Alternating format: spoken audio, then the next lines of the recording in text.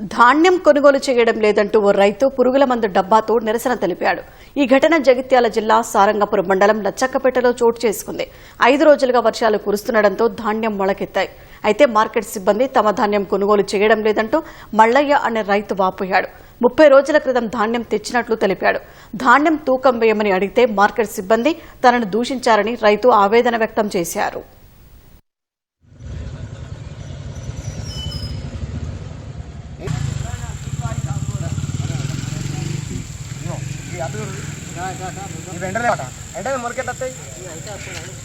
కావాలని నన్ను పగబట్టిండు.